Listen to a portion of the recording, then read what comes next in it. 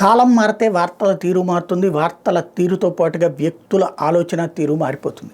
గతంలో జగన్ హయాంలో పింఛన్లకు సంబంధించి కొంతమందికి వాళ్ళు ఇన్కమ్ ట్యాక్స్ సబ్మిట్ చేయడం వల్లనో లేకపోతే కనుక ట్యాక్స్ కట్టడం వల్లనో వాళ్ళని ఆ తర్వాత అనర్హులుగా ప్రకటించి తీసేస్తే దాని మీద రచ్చ నడిచింది. గుర్తుంది కదా, ఏమని జగన్ తగ్గించుకుంటున్నాడు, నాటకాలు ఆడుతున్నాడు, ఉచితాలు ఈలేక భయపడిపోయి ఇట్టకి దాక్కుంటున్నాడు, దుర్మార్గమైనటువంటి వ్యవస్థ, నిన్నటిదాకా అర్హుడు ఇవాళ అకస్మాత్తుగా అనర్హుడు ఎట్లయిపోతాడని చంద్రబాబు, పవన్ కళ్యాణ్ ఇట్లాంటి వాళ్ళందరూ మాట్లాడినటువంటిది. ఇప్పుడు సీన్ రివర్స్ అనమాట.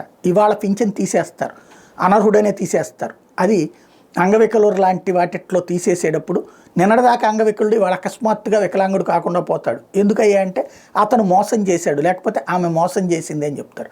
వాస్తవంగా ఇక్కడ ప్రభుత్వం ఒక పారామీటర్ పెట్టుకుంది. చిన్న ఎగ్జాంపుల్ చెప్పాలంటే ఒకళ్ళకి 30% అంగవైకల్యం ఉన్నా పింఛన్ ఇచ్చేయండి అని గతంలో ప్రభుత్వం చెప్పింది, కాబట్టి ఇచ్చేశారు. ఇప్పుడు 50% ఉంటేనే ఇవ్వండి అంటే ఇది ఉజ్జాయింపుగా, ఇదేమి క్లియర్ కట్ ఫిగర్ చెప్పట్లేదు. ఇంత ఉంటేనే అంగవికలరుగా గుర్తించండి అని ఇచ్చింది అనుకోండి, ఈ ప్రకారమే ఇస్తారు.